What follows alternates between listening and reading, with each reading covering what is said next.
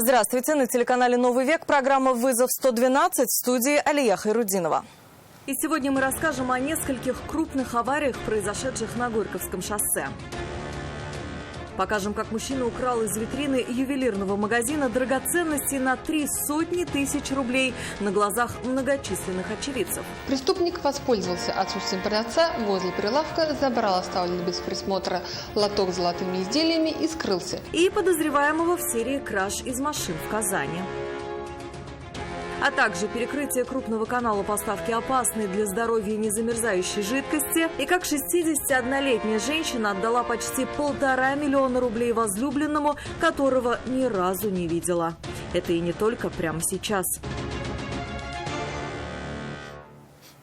28-летняя девушка-водитель Рено Сандеро пострадала в результате аварии на Горьковском шоссе. По предварительным данным, она не выбрала безопасную дистанцию и врезалась в «Тойоту», которую, в свою очередь, от удара откинула на «Газель». Все автомобили двигались в одном направлении, в сторону поселка Залесный. В результате аварии пострадала сама предположительная виновница происшествия. Спустя 1,5 часа в 4,5 километрах от этой аварии у «Лады» 14 модели прямо во время движения, по предварительным данным, отлетело левое заднее колесо. Автомобиль закрутило, легковушка врезалась сначала в отбойник, а затем и в проезжающую рядом «Газель». В аварии пострадала 36-летняя пассажирка и ее 6-летний сын. Ребенок находился в детском удерживающем устройстве. Обоих с различными травмами госпитализировали. 34-летний водитель «Лады» не пострадал. Эти аварии стали причиной огромного затора на Горьковском шоссе в сторону выезда из города. Трудно было проехать и по объездным дорогам. Восстановилось движение поздно вечером. Серьезная авария произошла сегодня в 7 часов утра в Елабужском районе. По предварительным данным, водитель «Лады» 14 модели не выбрал безопасную скорость и сбил лося, который выбежал на дорогу перед автомобилем. После столкновения с животным автомобиль выехал на встречную полосу прямо перед едущей там «Ладой Калина». Удар пришелся в правый бок 14-й. В результате аварии пассажир «Лады» был госпитализирован с различными травмами. Целый лоток с драгоценностями украл мужчина с витрины ювелирного магазина в одном из торговых центров Казани. Его не смутила ни видеокамера, направленная именно на то место, откуда он их вытащил, ни множество людей, которые проходили мимо. Он просто перегнулся через прилавок, засунул внутрь руку и вытащил лоток. Продавца в этот момент на месте не было, она и предположить не могла, что такое вообще может произойти. День. Крупный торговый комплекс в центре Казани. Множество посетителей, продавцов соседних магазинов, просто мимо проходящих людей. Повсюду камеры наблюдения, но это мужчину не смутило. Он заметил, что продавца нет на месте, просто протянул руку и вытащил лоток с драгоценностями. Причем у этого ювелирного островка в этот момент были другие покупатели. Например, девушка смотрела прямо в его сторону. Но никто не видел ни как он вытащил ювелирные изделия из витрины, ни как прятал за пазуху, ни как уходил. Пропажу заметила только продавец. Она быстро подсчитала ущерб больше 300 000 рублей и вызвала полицию. В ходе проведения оперативно-розыскных мероприятий полицейские установили личность предполагаемого похитителя. Им оказался нигде не работающий, ранее судимый житель Карачаево-Черкесской республики. Его задержали в съемной квартире в Набережных Челнах. Задержанный признался в краже, да и улики были весомыми. Видеокамера была направлена прямо на то место, откуда он и украл золотые изделия. Похищенные у него изъяли. Возбуждено уголовное дело по признакам состава преступления, предусмотренного частью 3 статьи 158 Уголовного кодекса Российской Федерации «Кража». Статья предусматривает до 6 лет лишения свободы. Суда мужчина будет дожидаться под стражей. А тем временем полицейские проверяют его на возможную причастность к другим аналогичным преступлениям. Вероника Гайнудинова, «Вызов 112».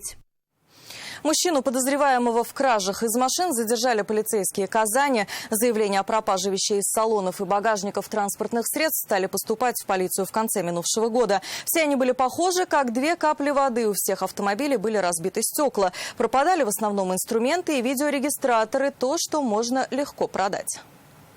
Он проникал в машины по ночам. Иногда двери были открытыми, в основном разбивал стекла. В салоне, как правило, находил видеорегистраторы. В багажниках электроинструмент. Забирал все, что представляло для него ценность, и уходил. Заявления о кражах из машин стали поступать в полицию Казани в ноябре и декабре. Стражи порядка нашли в них сходство. Полицейские провели анализ совершенных преступлений и установили, что злоумышленник действовал по заранее продуманной схеме. Преступление он совершал в основном в ночное время суток, а в салоны автомобиля проникал, разбив боковое стекло или свободным доступом. Среди похищенного чаще всего оказывались оставлены в салоне транспортных средств и электроинструменты. Нашли полицейские и записи с камер наблюдения, запечатлевшие сами кражи. Выяснили, куда уходил подозреваемый, и вычислили его личность. Им оказался 33-летний ранее судимый житель Казани. В причастности к этим преступлениям он сознался. В настоящее время по всем установленным фактам возбуждены уголовные дела по признакам состава преступлений, предусмотренных частью 2 статьи 158 Уголовного кодекса Российской Федерации «Кража». Его подозревают в 4 кражах. Общий ущерб составил 38 тысяч рублей. Уголовный кодекс за подобное предусматривает от штрафов 200 тысяч рублей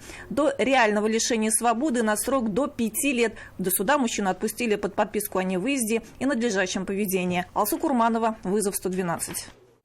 Больше 10 тонн незамерзающей жидкости, изготовленной на основе метилового спирта, который входит в перечень ядовитых веществ, изъяли оперативники Управления экономической безопасности. К слову, он запрещен в России для использования в автомобильных жидкостях. Незамерзайка хранилась на складе, местонахождение которого установили полицейские совместно с сотрудниками госалкогольинспекции. По версии стражей порядка, это была часть оптового канала поставки, опасной для здоровья незамерзайки. Общий объем изъятой продукции составил более 10 тысяч литров. В настоящее время образцы направлены для проведения экспертизы с целью последующей квалификации деяния и рассмотрения вопроса о привлечении лиц, причастных к противоправной деятельности, к ответственности. Без малого 1 400 000 рублей перечислила 61-летняя жительница Альметьевска своему возлюбленному, которого, правда, ни разу не видела. С мужчиной она познакомилась в одной из социальных сетей в ноябре минувшего года. Они стали переписываться, больше узнавать друг о друге. Мужчина рассказал, что сам военный, живет не в России. Родители погибли в авиакатастрофе, супруга скончалась при родах. Он остался один с несовершеннолетней дочерью на руках. При этом собеседник был внимательным, проявлял о женщине заботу, а перед самым Новым годом возлюбленный сообщил, что за доблестную службу его наградили большой денежной премией. Попросил собеседницу сохранить у себя всю сумму. Он попросил ее заказать сертификат для транспортировки посылки с деньгами и хранить их пока у себя. Женщина решила помочь другу и выполнила его просьбу. Оформила в банке кредит на более 660 тысяч рублей и перевела через приложение банка на указанный счет. Далее неизвестный попросил еще денег. Женщина поехала в другой банк и оформила новый займ на 700 тысяч рублей. После этого ей на электронную почту пришло письмо с требованием перечислить еще 40 тысяч долларов. У женщины таких денег не было, и она, желая рассеять все сомнения, обратилась в дежурную часть полиции. В настоящее время решается вопрос о возбуждении уголовного дела. Мошенники идут на все, чтобы заставить людей отдать им свои деньги. Например, в Нижнекамске 3 человека лишились $500 000 рублей, поверив неизвестным людям. Жертвами обмана становятся, как правило, пенсионеры. Они более доверчивые и боятся потерять свои сбережения. Для обмана тех, кто помоложе, уже вовсю используется новая схема обмана. Звонящие представляются сотрудниками спецслужб. В агрессивной манере сообщают много разной информации, чтобы затуманить внимание собеседникам. В ход идут и угрозы. Как в этом случае быть, рассказали сотрудники полиции. 200 тысяч – столько перевел на неизвестный ему счет 73-летний нижнекамский пенсионер. Он поверил якобы сотруднику банка, что с его счета пытаются украсть деньги и их надо перевести на безопасную карту. Как только вы услышали, даже если взяли трубочку, если вы услышали информацию о том, что с вашими деньгами что-то происходит, вы в этот же момент должны положить трубку и не продолжать разговор. Созвониться со своими близкими родственниками или знакомыми, посоветоваться с ними. Ни в коем случае нельзя слушать такие указания, как «вы ни в коем случае не должны кому-либо об этом сообщить». Поверила позвонившему ей неизвестному мужчине и 53-летняя женщина. Ей также сообщили, что с ее карты идут незаконные списания.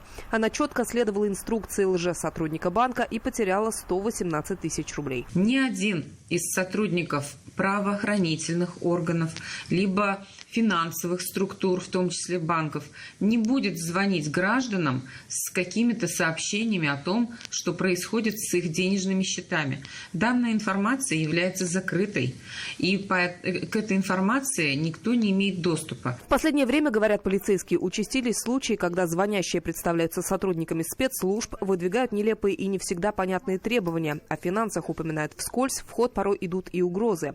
Поверившая в это еще одна жительница Нижнекамска лишилась 150 тысяч рублей. И хотя были возбуждены уголовные дела, но свои деньги вернуть уже мало кто надеется. Лина Знатуля, Анастасия Шакирова и Булат Абдульманов. Вызов 112. И это все, о чем мы успели вам рассказать. В студии была Алия Хайрудинова. Увидимся и не бросайте вызов судьбе. Вдруг она его примет.